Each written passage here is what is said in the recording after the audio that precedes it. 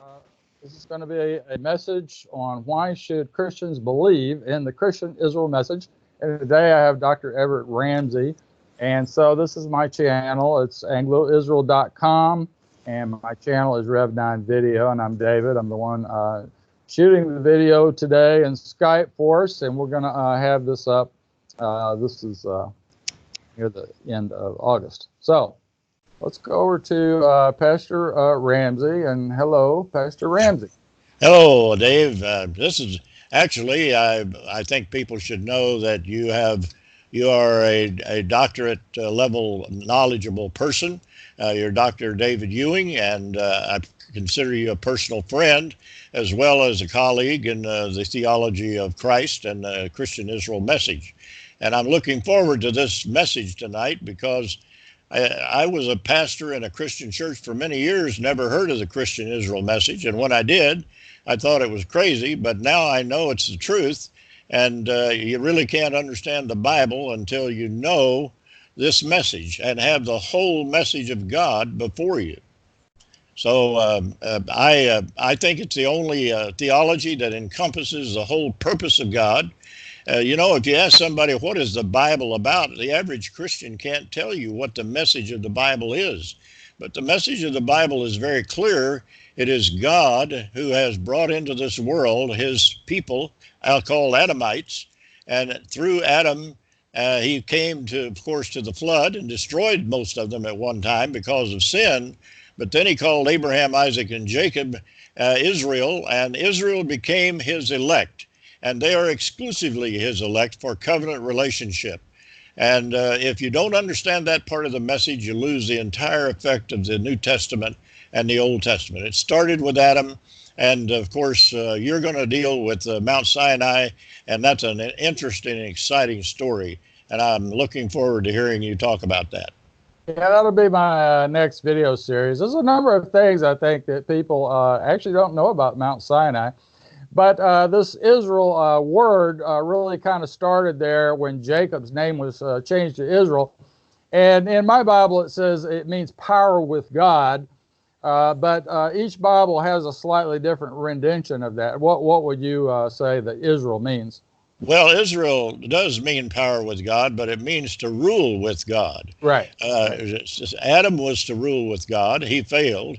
And later, Jacob Israel became the elect.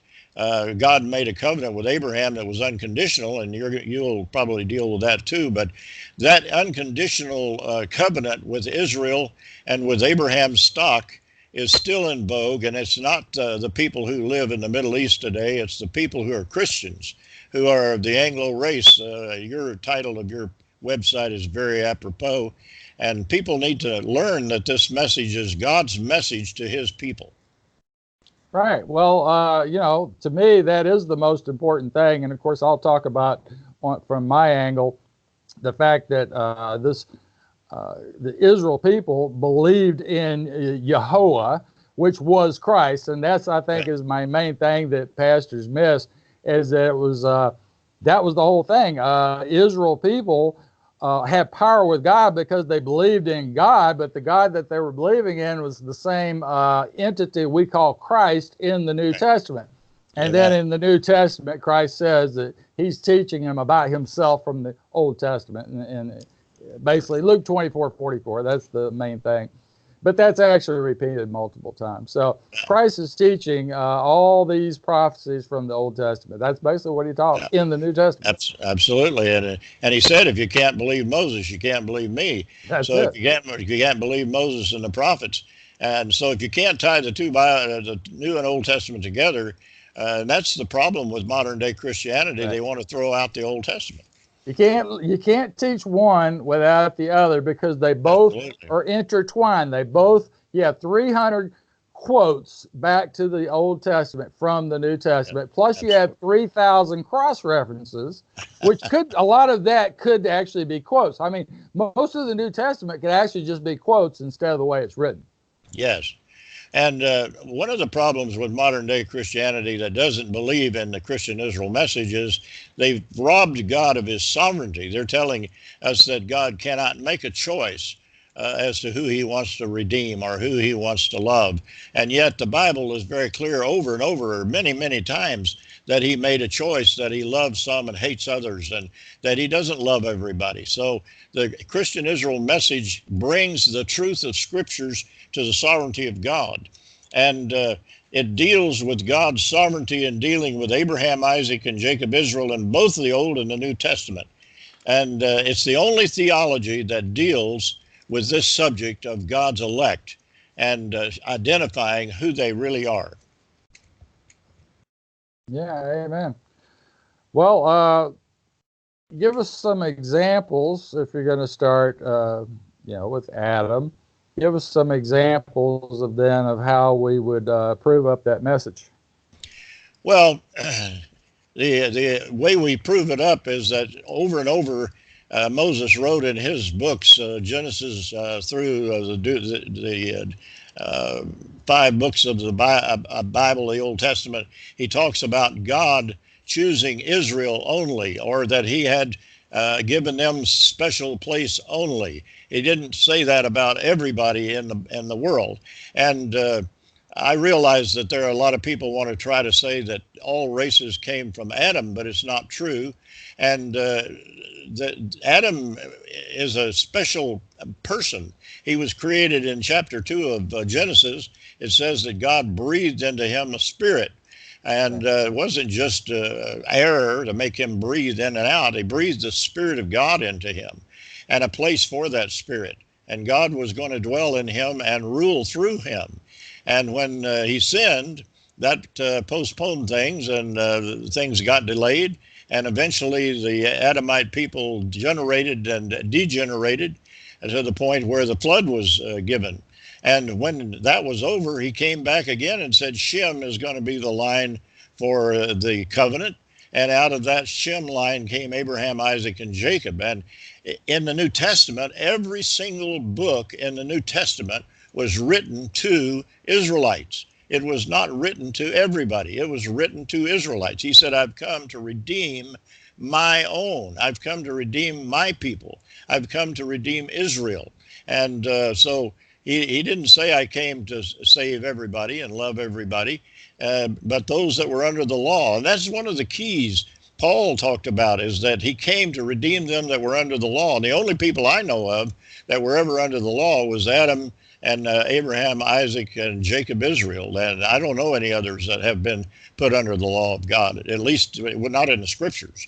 So the redemption of the exclusivity of Israel being his redeemed people, I think, is important. And that's why our people today don't know who they are. They don't know that they're the descendants of Israel. They don't know that they are the descendants of God's people, God's elect. And he loves us. He's given us a new covenant.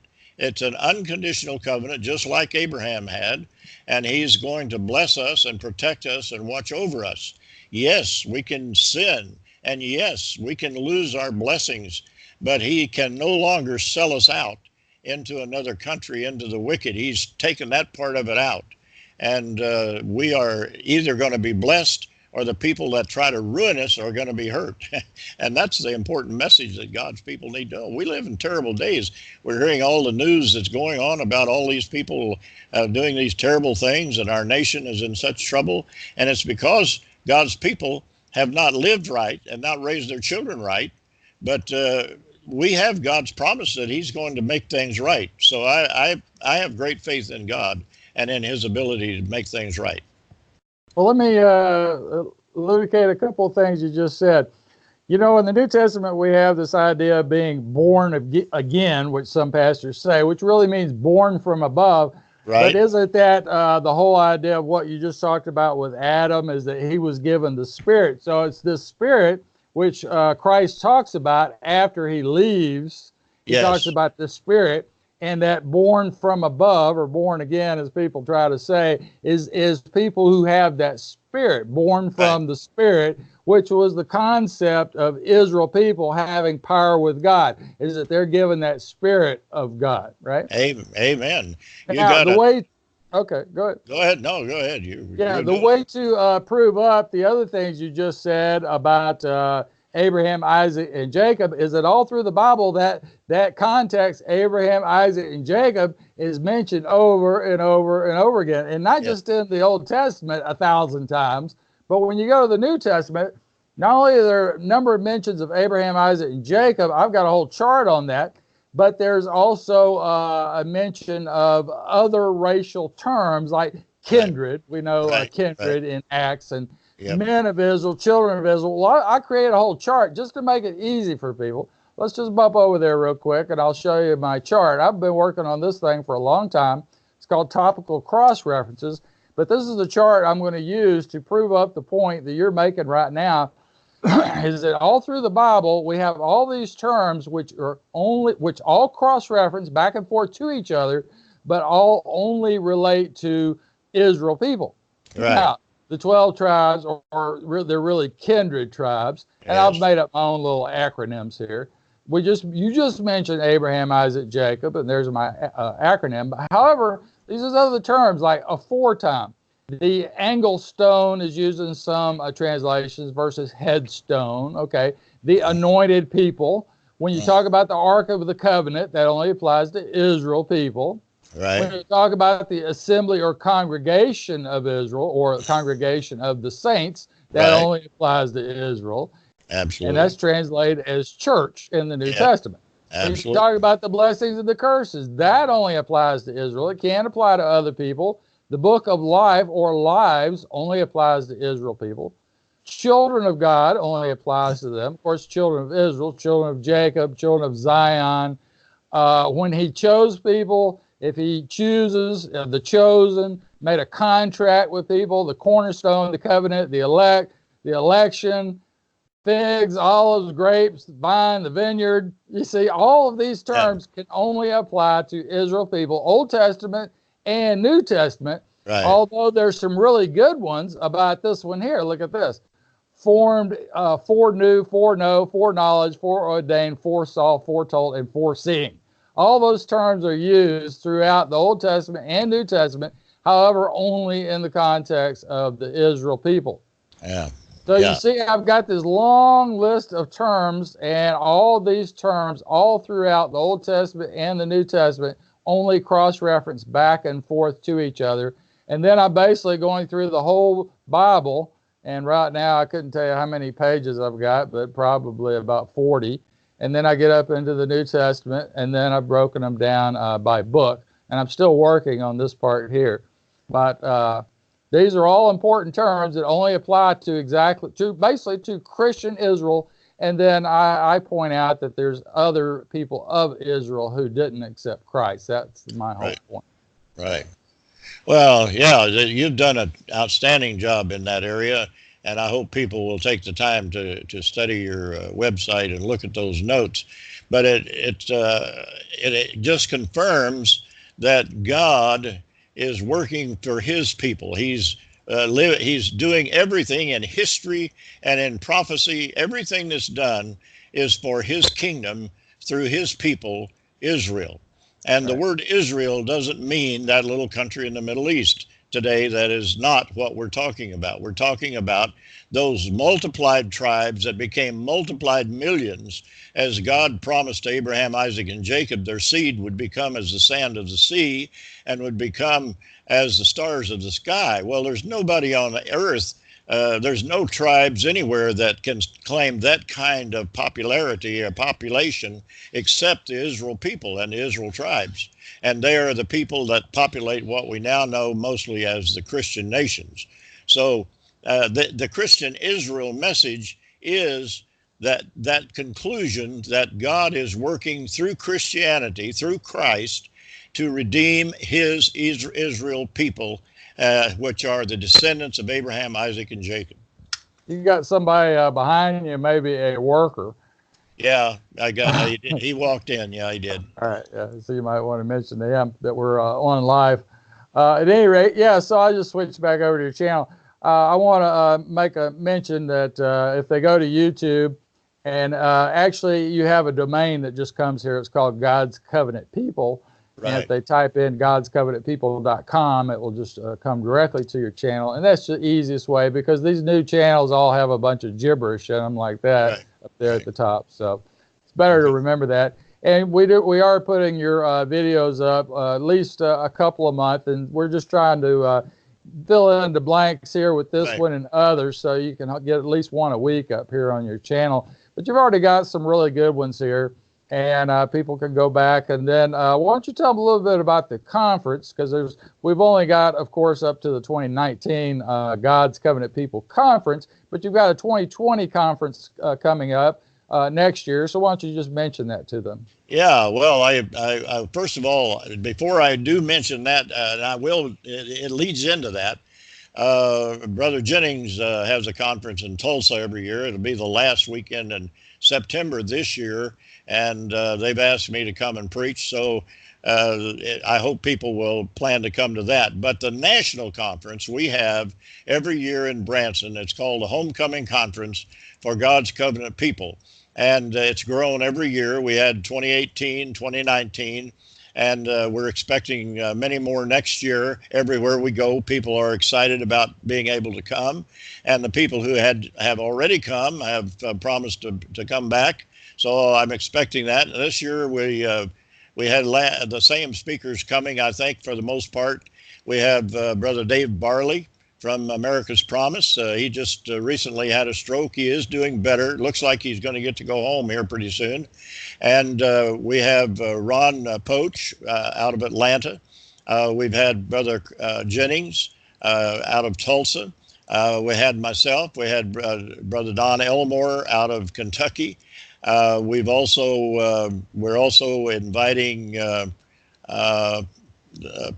pastor from Shell City to be here with us next year, if possible. He doesn't know yet if he's going to be able to make it. They have feast days sometimes the same time we have our conference. But we're hoping that he'll get to come. Dr. Blanchard, who put together the boot camp study of the Bible, he's going to be back. And so we're looking for a great crowd and a great spirit. It's been a great time. We've had two groups that have worked with music. My brother and his wife work with music, and also we have the couple out of Tulsa. I never can remember the name when I need it. I should have written it down, but they'll be with us again next year to work with the music, and that's good. And Dr. Dave here has always been doing our videoing, and he puts it up on the web for us, and we appreciate it. God bless him for doing all this for the kingdom of God. But anyway, we hope that you'll remember it's the first weekend in April. It'll be the first weekend in April in 2020. And we mean by that, we start on a Friday night and we go all day Saturday, Saturday evening, and a half a day Sunday. So you plan now to come. We get special rates on the rooms where we stay. We have a great place where we can meet. They've remodeled the entire facility that we use for the meetings, and it's going to be a little bit bigger and it's going to be a little bit nicer. So everything is looking to be great. And we have several people who are actually going to be doing some advertising and some promoting of this conference for us. And we're looking forward to that. And I think that'll help with the attendance. The attendance has always been 150 to 200, sometimes a little over that. So we're expecting at least 300 maybe this year. That's our prayer and that's our goal anyway. Well, why don't you tell people a little bit about the Saxon University, since you're going to connect that to the Bible Boot Camp. Right. Sounds like. We need to train. Everybody says we need to train some young guys. You know, I'm getting old, and all of the guys that are in the pulpits, we're not young chickens anymore. And we do have young people who want to take on the ministry and preaching of this message, and we need to train them. And we can do that without this high expense that, you know, there's colleges here in Springfield, Missouri that are getting $650 a credit hour, which is ridiculous. We don't charge anything for a credit hour. We do charge a little bit for registration. We do charge a little bit for the materials, whatever it costs us. We're not trying to make money on the university. We're trying to get the knowledge out. We already have about 50 people who have written for information. We're expecting some of them to enroll, and they will start with the boot camp studies. then my book is going to be one of the studies. I think it's one of the most complete studies that they can have on the subject of Israel as the elect of God and God's plan and program. Probably some of your material will make it into the university at some point. I think you have some good material. And most of the speakers have some subjects that are great and that need to be used. And they need to be taught how to preach and what the responsibilities of a pastor is and those kind of things. And that's what we want to do. We want to try to take young men and teach them the truth and then give them the tools to go out and to build congregations with the study. And it can be done. I've done it. Well, I agree with you. Otherwise, people go to church and they know about the Christian people in the New Testament. They just don't connect that knowledge back to the Israel people. Absolutely. That go all the way back to the Abrahamic covenant. It's like the pastors, and I know a lot of them are being taught wrong. Well, you've got a doctorate yourself, so you know how they're taught in Bible colleges and that kind of thing. So, but some of this stuff just doesn't seem like it's even possible to make a mistake on. And when I get on mine, I'll kind of get to that. You were talking about Christian Israel and how we would prove it up. We all know the point, the cross reference to Deuteronomy 18:15, which is about Christ. That's used in the New Testament multiple times. In fact, I've made a chart. And I'll pull up my little chart on the quotes, and then that'll be helpful. But the thing is, before Deuteronomy 18:15, that was basically a quote about Moses when he's asking, well, what do I tell these Israel people? In other words, what do I tell them? What do I call you? What do you know? And he said, I am. Call me I am. Refer to me as I am, or I am that I am. And that kind of thing. And so people refer back to that as being Christ. So, of course, that was at Mount Sinai. But before they got to Mount Sinai, is there anything that you would connect Christ back to in Scripture? I mean, what would you point back to before 18:15 of Deuteronomy? Well, in their travels, as they traveled there, of course, they had the rock that was split for the water. That was a picture of Christ, at least. And Jesus and Abraham, when he offered his son, Jesus explained to him that he would be the sacrifice. And he believed that if he offered his son, that Christ could raise him from the dead. All of those things refer back to him. You have more of that probably than I have as far as knowledge about exact scriptures talking about Christ. I think you've done a marvelous work in that area. But you just brought up the important thing, though, was about Abraham. And I was going to say, why did Abraham, that is the most important thing. Why did Abraham reason that, even if you want to say it was just God or whatever you want to say, why did Abraham reason that God would raise Isaac from the dead? Why did he think that? What did he know at that point that we could see in Scripture that would have told us that, of course, he would believe that thing? And that's in Hebrews. I think that's Hebrews chapter 11 that you're referring to. Yeah. Well, I don't know exactly what scripture you're referring to, but of course, I think he met the priest. I can't think of his name now. Melchizedek? You're talking about Melchizedek? Yeah, Melchizedek. Right, chapter 14. Right. And I think that was Christ, and I think Abraham understood that. Okay. But is there anything else that would have given Abraham that you can think of? Because I can think of something. There's one thing there that I think pastors have missed completely that I just don't get. It's right there. I think it's chapter 17 of Genesis. It says in my Bible twice that Abraham and Sarah were made young again, or returned to a period of youth. Every Bible states it slightly different, but at the time they had Isaac, Sarah was 90 years old and Abraham was 100. Okay, well, people, they'd already stated, well, she was long past, childbearing age and all that kind of thing, and she knew that. and Abraham knew it, but still they had this faith that something was going to happen. So that's why she got Hagar to have a child with Abraham. And I think that was really about the idea that, well, was it her or was it him? Maybe it's not me. Maybe Sarah's thinking, well, the problem's not me, it's him. In other words, he's the one, he's the problem. It's not my fault, it's his fault.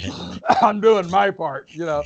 So I'll take Hagar, and then that'll prove if he's not able to have a child with Hagar, then that'll prove that it's him that is the reason we're not having this son between us. You see, I think that's kind of what she was thinking.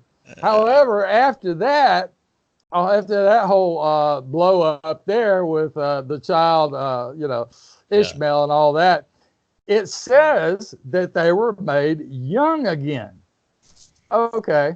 Now, I got a reason to believe that they were actually made 65 years younger again, which would have made her 25 and him 35. And the reason is when you read on through Genesis, you notice that later on, everybody realizes that they consider Abraham to be a god.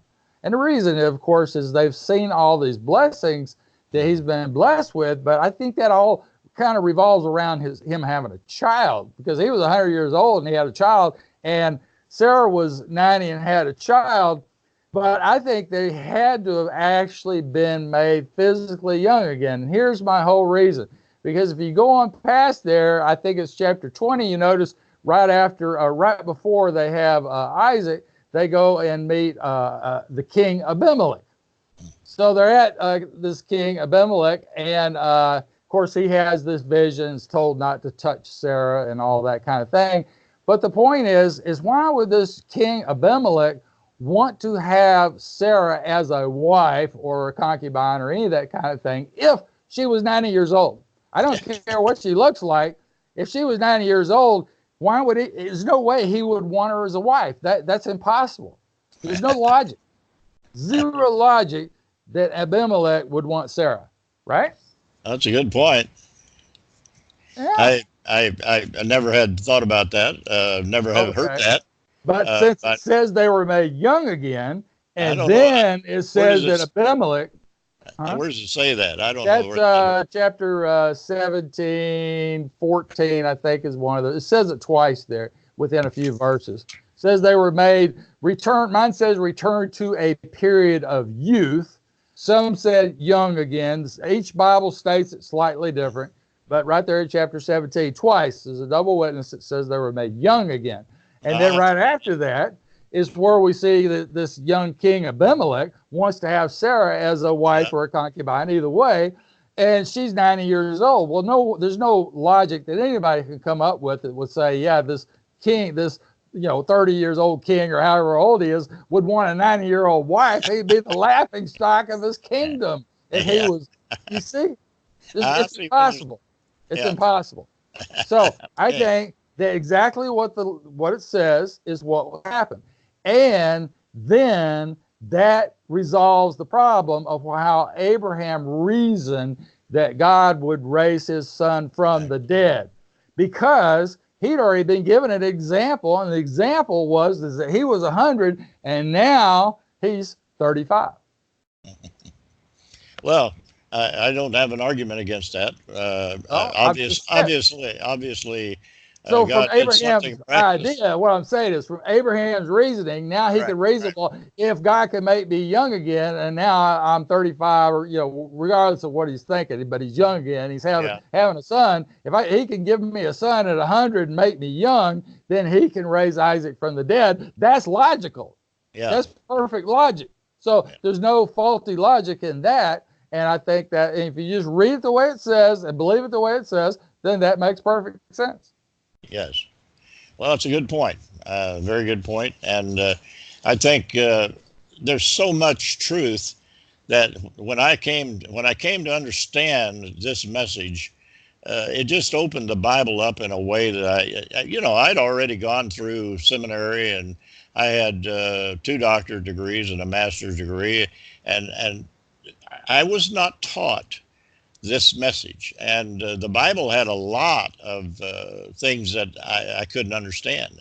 there still are some things that we'll never understand, I suppose, but this message makes the Bible alive. It makes it real, makes it apply to our lives, gives us hope, gives us a reason to live, and gives us a reason to be happy even in tough days when things are not right, because God is in charge. God is going to see his people through. He's not going to leave us in the lurch.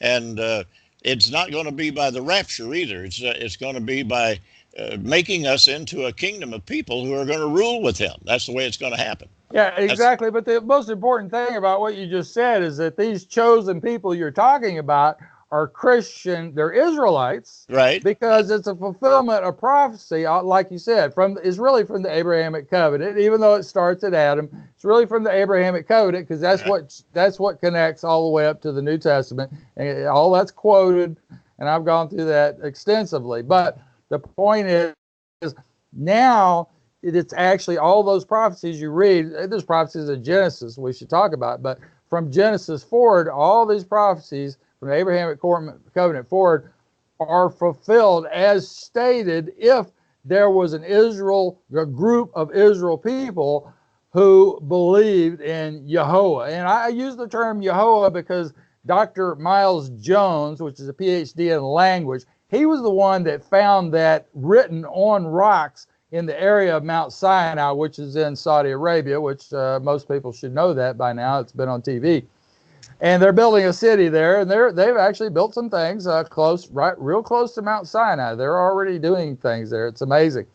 But at any rate, so he found some rocks that had inscriptions. He found the first menorah that was inscribed into a rock. I don't know if you've seen all that video, but at any rate, it was done by Jim and Penny Caldwell. It was published back in the early 2000s.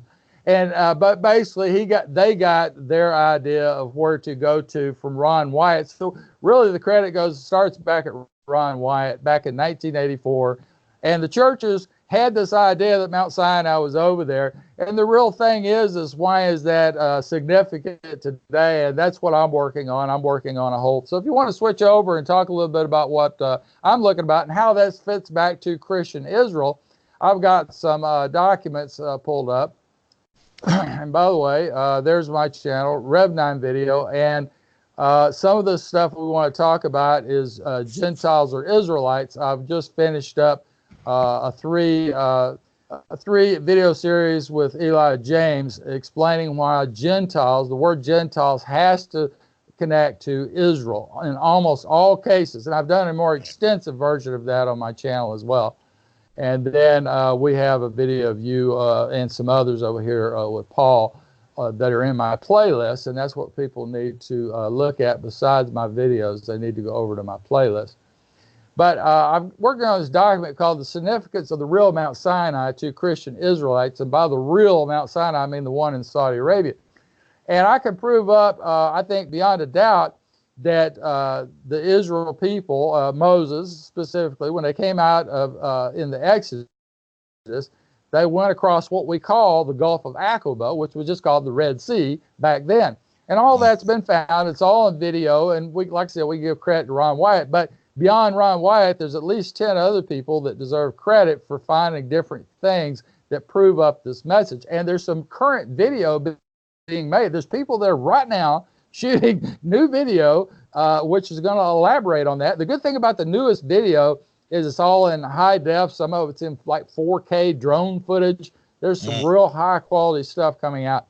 Once you go to the real Mount Sinai in Saudi Arabia, then you can realize that, oh, this is it. Because all of these things, I mean, you start in the book of Exodus and read the book of Exodus again, and you're going to realize that every little thing mentioned in Exodus that would be at Mount Sinai is at the real Mount Sinai in Saudi Arabia. There's just so many, this is a long list. There's all these little things. It would take us a couple of hours to go through each one and then go over there and show you where it is.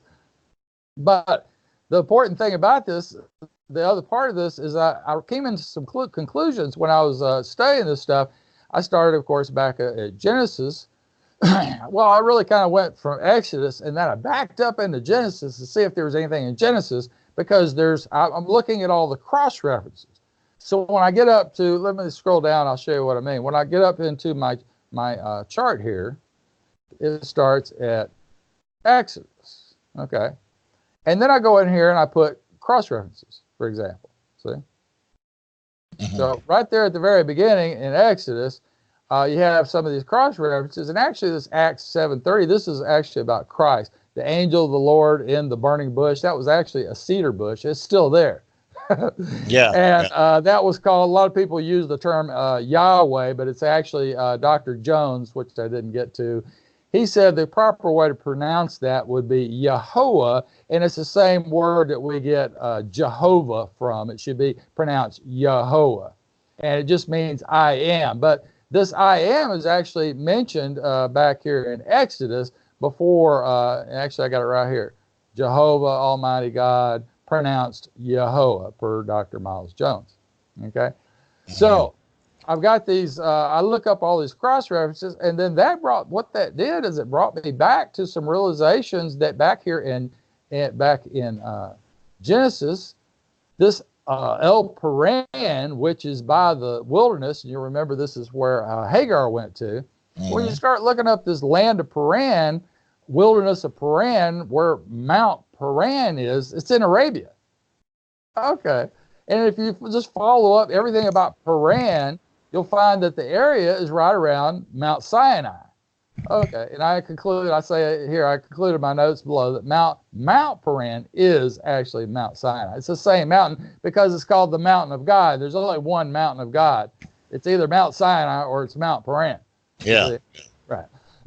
And since Paran is just a little area right next to Sinai, then obviously it's the same thing.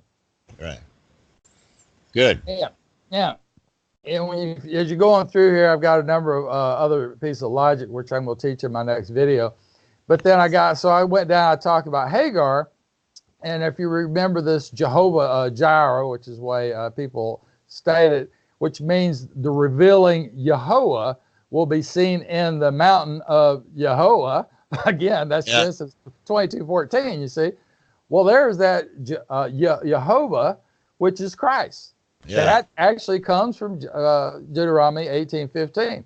So see, Christ keeps going backwards and backwards and backwards all through the New Testament. However, you had us back at the right spot. Let me just scroll down because I get to it when I get to it right here. This Christ the shield, this is really where it starts. This Christ the shield is in Genesis 15:1.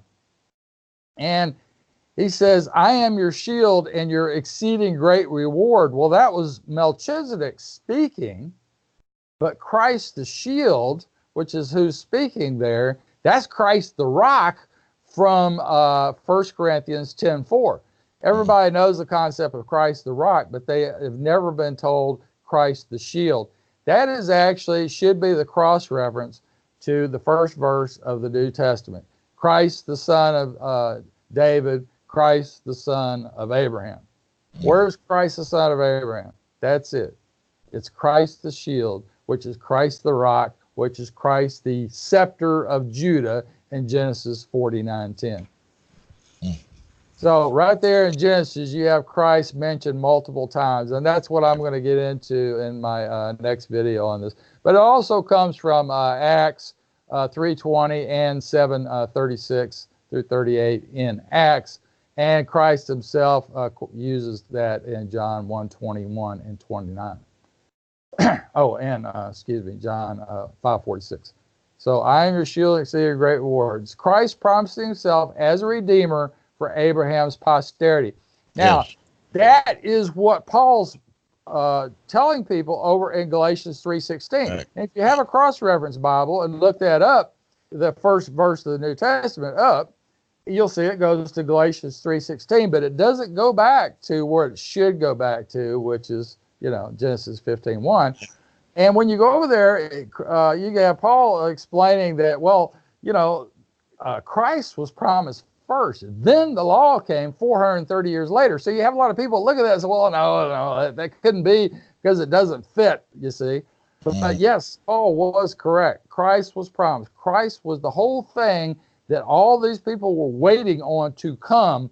The only problem people really had was they didn't understand all of these prophecies of the old. Of course, there was no New Testament, Yeah. but they didn't understand the prophecies. All those prophecies they were looking at, they thought were only going to come about one time. In other words, they thought Christ was going to come one time and then do everything that was in all of those prophecies in Jeremiah and Isaiah and all of it. You see, Yeah. they had no concept that Christ was going to come, die on the cross, be buried, raised again, and then leave for Yeah. some period of time, which I would say was a couple thousand years. And I think we can show that. But the point is, they had no concept. So I think that's their whole problem. When Christ came the first time, Christ was telling them all these prophecies. He was teaching these prophecies. However, the prophecies, a lot of these prophecies he was teaching was about when he was going to return. And Right. that's what I was talking about in Luke 24:44. And if you go through Acts, you can see that, your apostles were teaching about Christ coming. In other words, they were teaching about the first coming of Christ. And then all of a sudden they switched to when he's going to return, which is the second coming. Right. So you can clearly see that distinction in Acts and Romans and other places where they're teaching in the New Testament that they're teaching all this stuff. And of course, they got that from Christ, as it says in Luke 24:44, that he taught them everything about himself from Moses, the prophets, and Psalms. Right. So Christ was teaching them about him in the books of Moses, which is why I was asking you about where this starts in the book of Moses then. In the book of Moses, we know, Deuteronomy 18:15, but actually Christ starts right there, as you were pointing out, at Melchizedek, which really starts at the covenant in chapter 12. The verses 1 through 3 is those quotes to Acts, and that was Stephen that taught that. Right. Yeah. Well, yeah, and the covenants were made strictly with his people, and they weren't made for everybody. So that's why the mission work is so gruesome in these days. Is we're violating God's Christ's own words when he said, Right. toss not the pearls before the swine. And I don't mean to be derogatory toward any other people, but the pearls are the covenants. And when we go offer these covenants to people who they're not for, we're creating a problem that we can't fix, and it's going to cause a lot of problems. It has caused a lot of problems already. Yeah, well, that is a big thing. So this whole teaching that you're doing right now with the Saxon University, and by the way, you probably didn't clarify that, but you're going to be offering like a degree, different types of degrees of that thing. Well, you should probably mention that. And we'll offer a degree for teachers, not for public schools, but for teachers of the Bible, and we'll offer pastoral degrees, and we'll offer maybe some other degrees also. We're looking into the possibility of degrees for counseling, or for degrees for theology teaching at a college level. These are possibilities. So we are looking at 2 or 3 or 4 different degrees right now, and we will offer some advanced degrees, and we will give advanced degrees to those that have earned them. all right. Well, here's one other thing then you might want to mention, and we'll go back to your channel. People can look at the videos we're putting up there, and we've got videos up there that are labeled home, which like this one, and Arkansas. So do you want to talk a little bit about local people in Branson and that kind of thing? Yes, we're very privileged. We have here in Houston, Missouri, and our mission center where we live, as well as run the mission ministry office out of. Once a month, on the third Sunday of each month, we meet here at noon, have lunch, and then I teach the Bible. And we have fellowship. We have question and answers. We do whatever we can. And with Dr. Dave's being here, he's able to answer a lot of questions. And there are other people that are qualified also. And we meet once a month in Mountain Home, Arkansas, on the first Sunday of the month. We meet there at 1 o'clock in the afternoon to 3 o'clock. We don't always stay till 3, but we're there. And we got the room for a couple of hours. We're at the Holiday Inn Express from 1 to 3 o'clock in Mountain Home on the first Sunday of every month. So you're welcome to come to those Bible studies. Now, we have people in Branson. We have several people in Branson who come to both of these studies, or they come primarily to one or the other. But we have people from Mountain View and Harrison and all of the area around that Mountain Home, Arkansas, where people come, and we're ministering to about I believe the last count I had, we had about 35 or 40 families that we minister to through these different Bible studies that we have and fellowships. And we go into Wisconsin at least once or twice a year. We're scheduling there for the latter part of October this year. And we plan to try to hit some other places. We went to Kansas a couple of times last year, and we went to Mississippi and Alabama a couple of times since in the last 4 or 5 years. So we get around wherever God's people are and where they want to hear the word. We try to get there. And if you want to come to one of these Bible studies, go to my website, send me a message. Every page on my website has a place where you can fill in a question. It doesn't cost you anything. You can send me an email through that, or you can send me a message. There it is. Contact us and give me a question or whatever, and I'll do my best to get back to you. And if you want one of them, Everett Ramsey, dd.com. You should mention that. You don't have it written up here. Okay, yeah. My personal website is everettramseydd.com, and I didn't put DD in there to exploit my title, but somebody else already had everettramsey.com, so I had to do something. Could have put 1, 2, I guess. But go to that website, send me a message. I get messages from new people all the time. And if you want one of my books, let me know about it. I give my books away to people to support the ministry. And if you don't have any money, I'll give it to you anyway. So I'm interested in getting the word out. But anything there that you want, if you can't put it in the cart and make a donation through PayPal, just tell me what you want and give me your address and I'll send it to you. Well, and come on, a suggested donation of $5 for the Kingdom Commentary on Romans, which is 400 pages. Yeah, that's pretty cheap. So, but I've got to really bring one problem up with this, is that you don't have your newest book, which I've got a nice picture of it here. God Made a Racial Choice. Right, and that's on Amazon, by the way. And there's the ISBN number. So I've got that on mine because that's such a good book. And if you go over to Amazon, you'll see it right here. God Made a Racial Choice, a study on the exclusivity of God's covenant with his people, and his people are the Christian Israel. He didn't choose people to disbelieve in him. And see, that's my whole problem with people who teach the Bible. Starting right there at Mount Sinai, you had all these people that disbelieved on him, which is the whole reason they went 40 years through the desert, is because 10 times they had to be judged, and finally sent them off through Saudi Arabia. And there is some other things about that I'm going to talk about in my video. But this is a new book, just came out. People really need to get that one. It's $18.99 in paperback on their on Amazon. Okay. Well, I appreciate what you're doing here tonight, Brother Dave. If you've got anything else you want to add, I've pretty well covered what I needed to tonight, and I'm looking forward to the next time. No, I just wanted to mention we're going to try to keep on doing this and kind of do an extra couple of videos per month, so you'll have at least one per week on your channel, and you can keep things current.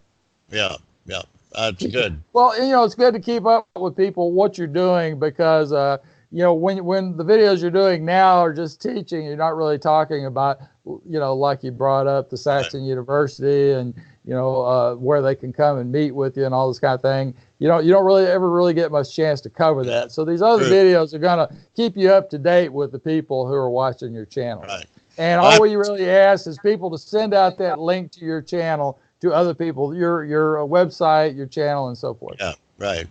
That's right. And I want to let the people know, Brother Dave, I generously thank you and appreciate all that you do.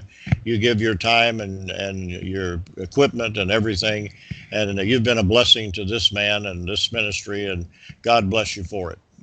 Well, thank you for that, Doctor. And I thank you for the doctorate, which I hope was you granted after you looked at all this work I'd done. 'Cause I spent 10 years on those cross references. So I'm Well, trying to do the yeah, best I can to show basically the Christian Israel message. So I hope I you, get that all pulled together. And really, that's the whole idea. So we pull that message together, some type of comprehensive way where people can take it and talk to other people and present it. But yeah, they also have it on video where they can just provide the video to people. right. So we'll wrap up. I'll stop the recording now.